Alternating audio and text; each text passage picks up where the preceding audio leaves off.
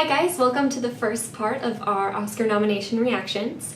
So Mitch and I, this past Monday morning, woke up bright and early and we were able to see the nominations happen in real time. We're very excited to react. I think this was a pretty decent year. I think so. Of movies. We had a lot of good things. We had some things that we're a little confused about, but we'll get into all of that. This was a good year for movies, though. Yeah, I think so too. There's a lot of good stuff this year. So we're going to be doing a series, like I said, of different categories in the Oscars, and we're going to start with everyone's favorite, Best Picture. And we're going to react to these as we see them, so we don't want to do a category that we haven't finished yet. So today we're doing Best Picture, Director, and Writing, and then at a later date, hopefully soon, we'll react to the acting nominations and all the categories, and then Best Cinematography. So let's get started with Best Picture. I'm going to read through the nominees first, and then we're going to go through and talk about each one really quick.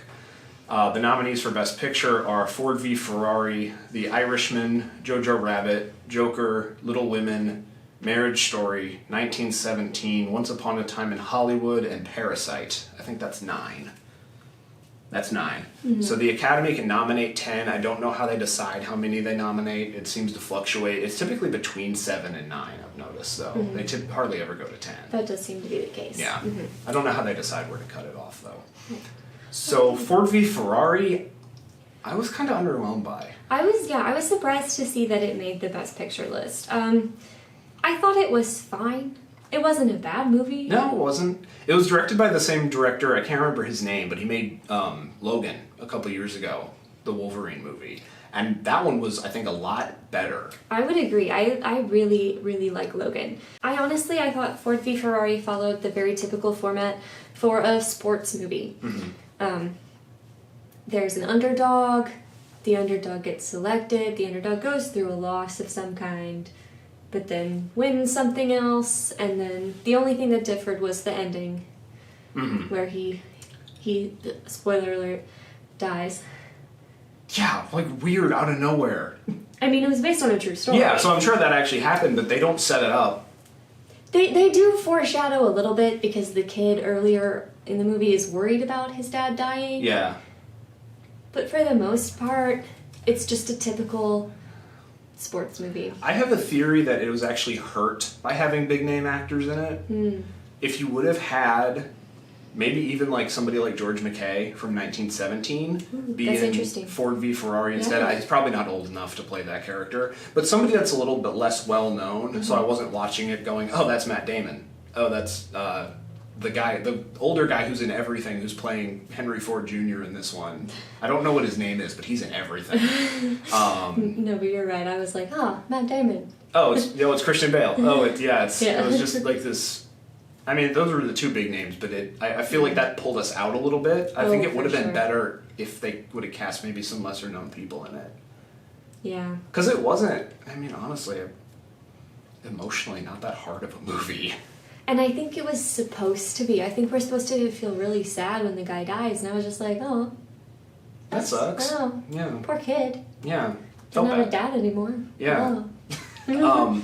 But yeah, I really felt Logan was better his name's James Mangold, that just popped into my head. He's the director. But yeah, Logan was better a few years ago, and I think that actually got nominated for something. But I was kind of underwhelmed by Ford v. Ferrari. Another underwhelming one. The Irishman. The Irishman. Now, I don't have a problem with The Irishman being over 3 hours long. That's 3 hours and 10 minutes or something like that. I don't have a problem with that. No. I sat through both parts of Angels in America on the same day, and I loved every single second of it.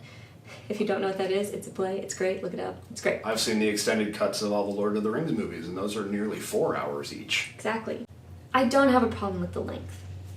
I don't really have a problem with the story. Not really. The story's fine. It's kind of a run-of-the-mill mobster story. People shoot each other. People get married. People have accents. People, they sit at diners and they go, you better do this. And they're like, all right, I'll go shoot the guy. Yeah. What I do have a problem with. Ooh, here we go. Is the CGI faces.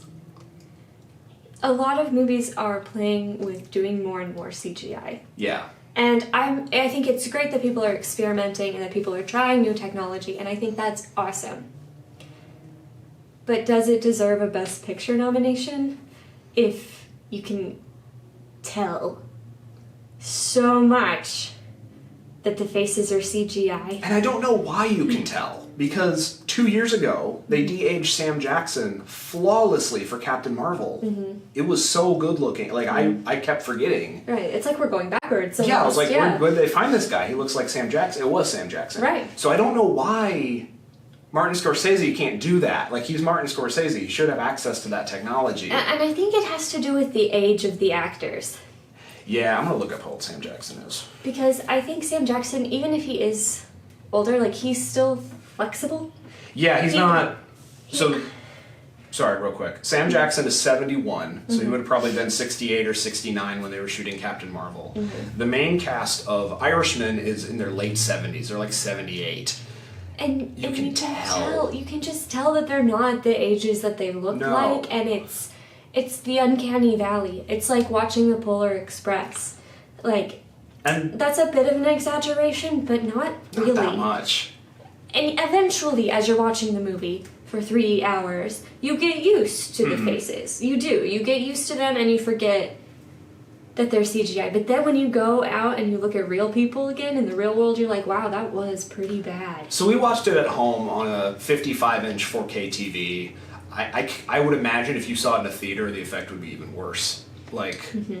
But it is on Netflix. It is on Netflix. It's on Netflix now. I think it did a short little theatrical I think run. they have to, but I think it's meant to be watched on Netflix. Yeah, maybe on a phone.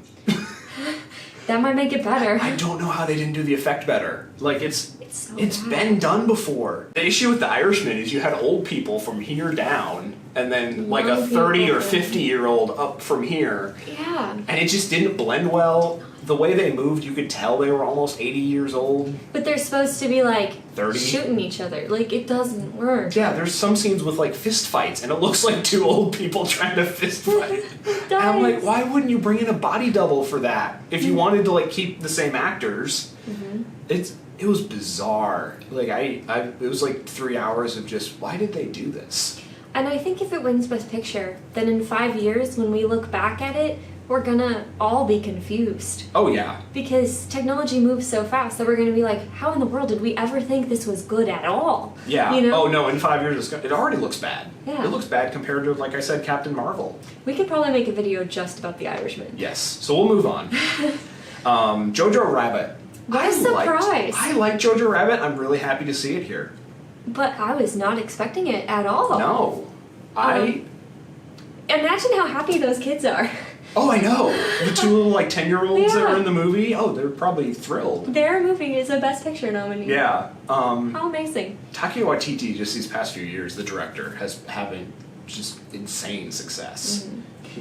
And this is my type of movie. Yeah, it was really good. It balanced humor, because that's the type of movie he makes, with really dark, like, Holocaust themes. Literally. And, you know, you would hear, like, oh, someone's doing a Hitler comedy. You'd be like, oh, no.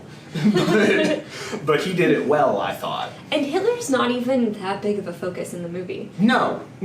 Hitler just is also there. Yeah. He has his moment, and then, like, pretty much for the rest of the movie, it's not really about him. No. Yeah. It's about Jojo. Yeah, it's about him. It's about Jojo living in this world of... Trying to figure out how to come of age in a world where nothing makes sense. Yeah. And people are horrible. No, I think Jojo Rabbit's really good. I'd recommend it. I do too. To I love anybody. dark comedies.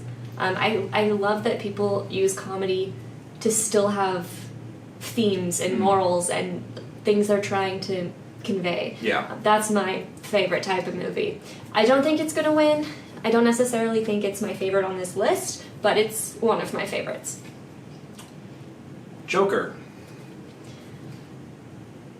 I love Joker. I'm not surprised that it was nominated. I love Joker. I know some people are. I love Joker. I think Joker is kind of exactly what we needed out of superhero movies right now. Where it wasn't a franchise, it wasn't trying to, like, be uplifting. It was just about a guy whose life sucks and he loses it. And it did it really well, I thought. Yeah. the tone reminded me a lot of Seven, the movie from 1995. It was just dreary. It sucked. Like even the people, even the people that like were the well-off in society, like Thomas Wayne, they looked miserable too. Yeah, like, nobody's happy. It's depressing, and that movie really, really scares me. I don't dislike it. Like I think it's a fabulous movie. I'm just a little scared by it. I'm scared that the wrong people are going to see it, and they're going to think that because their life is hard, they have an excuse to be violent. I'm scared that people who have mental illness are going to be construed as violent even more so than they already are. I just think that it's a really well done movie, but it's dangerous, and if you watch it, just be careful. I don't know. We could do a whole video about Joker. Don't get me wrong, I love it too. It's just terrifying to me. It's so well made, and Joaquin Phoenix just disappears. Oh yeah. Into the role. Oh yeah, he's amazing, and we'll talk about him more when we get to Best Actor for sure. Yeah, for sure. Yeah. All right. On a lighter note, Little Women was nominated for Best Picture. I was so happy to see that. A lot of people weren't expecting it to. I'm so happy that it was, though. I love the story of Little Women. I grew up with it. Part of the reason why my mom wanted to name me Bethany was after the character of Beth in Little Women. It has my heart. I love what Greta Gerwig did with it. I love the new storyline where she starts in the middle and like has flashbacks and like at the same time as they're moving forward in the plot. I think that's a wonderful choice. I love that it's been changed and tweaked for a modern audience. I love the actresses. They're some of my favorite actresses in the entire world, and oh my god, I love it. I think it's fabulous. I had a weird experience at the theater seeing it, and I'll elaborate on that more in a later section of this series. But I liked it. I was a little bit confused by the format at first because I've never seen the other versions or read the book. Yeah. And so the format threw me off a little bit, where they'd be like jumping around, but other people said it's really good. I definitely want to see it again to get a better idea of what it's like. Yeah. But I can't really comment too much on it right now. The story has been around for a really, really long time. It was written in the 1800s, and so it's... I don't want to say you should already know the story, but... I'm uncultured you and should I don't already know the story. Greta Gerwig's counting on you already knowing the story, but I really like it. I'll have to see it again. Marriage Story, which we watched on Netflix because we live in Missouri, so we don't get all the theatrical runs. If it's on Netflix, we're gonna watch it on Netflix. Yeah, we are. Sorry. Mitch has a good TV. Don't worry. We saw it. It was nice.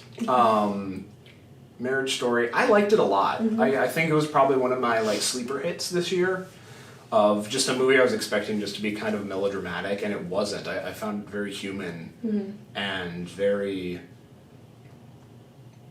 I don't know. Something about it was just very nice.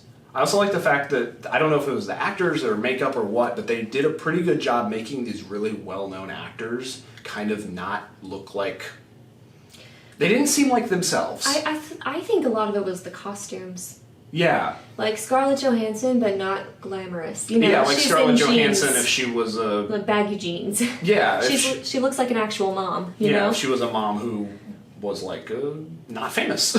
But she is semi-famous in this world. In the show, yeah. Which I think also helps. Like, if she was like, I'm a broke baker, you know, sure. You'd be like, no, you're not Scarlett Johansson. But she's like, I'm gonna try and become a better actress, and I just got this TV pilot. You're like, oh, yeah, she's Scarlett Johansson. She's kind of famous, but she's not. And they always show them. I mean, they're rarely ever in like famous mode. They're always just at their house, or they're just driving around, and so they're not done up really well. And they did a good job with the story, I thought. I think so too. I liked it. There is some singing. They have a reference to Company from Sondheim, which I appreciated. Moving on? 1917. honestly, if you want to hear what we think about 1917, go watch our review. We'll link it over here. This is the one we saw most recently, and this is actually the first time ever we've been able to see all the Best Picture nominees before they were announced, and that was exciting. It was very exciting. When we realized, we've already seen all of these. Yes. Aren't I we saw cool? them all last year, but some of them I didn't see until after they were announced. Yeah. And you never saw Green Book. I never saw Green Which Book. was the one that won for some reason. That's a different topic. Anyway.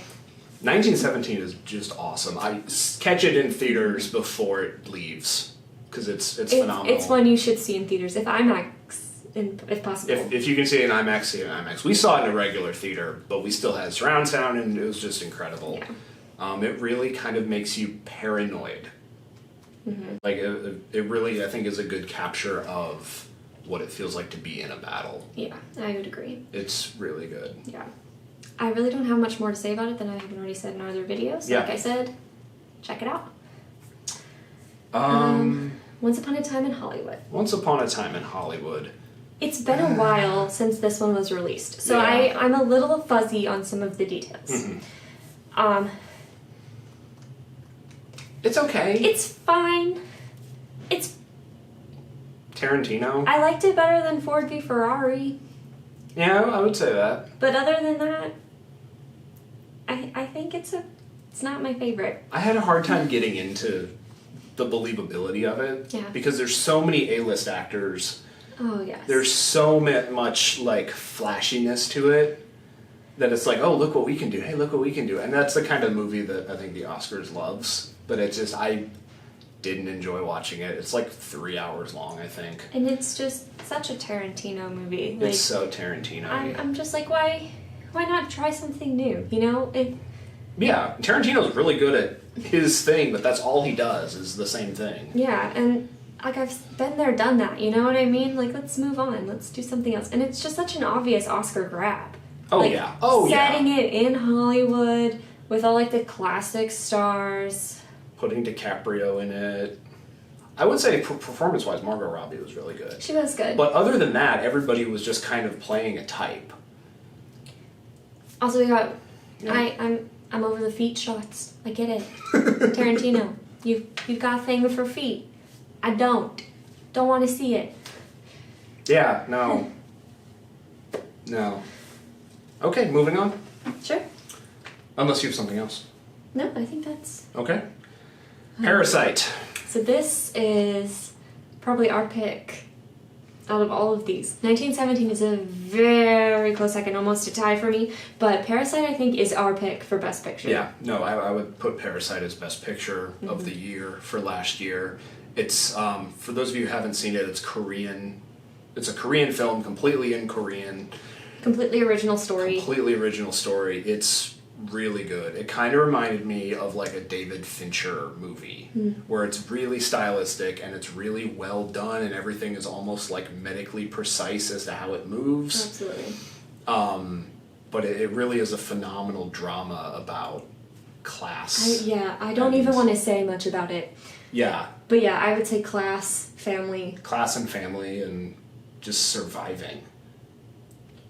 And just injustice. It's just so good. There's so many things going on.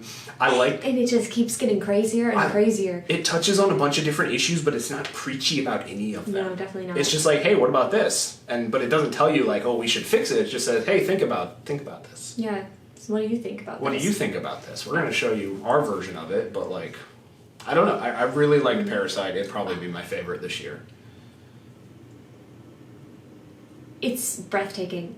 You have to see it. Yeah. Like, I never have I ever seen a movie that surprised me as much as Parasite has. Like, ever.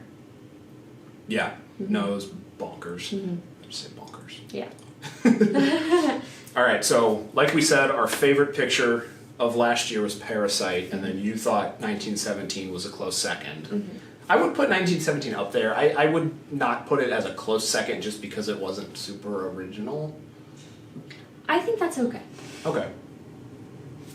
It was original in ways other than story. That's me. So would you like to talk about your snub? Sure. So my snub was The Farewell, which is a lovely movie starring Awkwafina, where she goes to Korea? China. China. She goes to China. I had Korea on the brain because of Parasite. Yeah. She goes to China. Her grandmother is dying. But no one in the family has told her that she's dying. And Awkwafina, being raised in America and being an American, is not okay with this, and so it's about cultural differences and how you handle things like that, and I think it's really powerful and really moving. One thing that I always look for when I look at the best pictures, and I'm not saying that this makes these movies inherently better than any other movies, but I just think it's interesting to see which movies on the list pass the Bechdel test.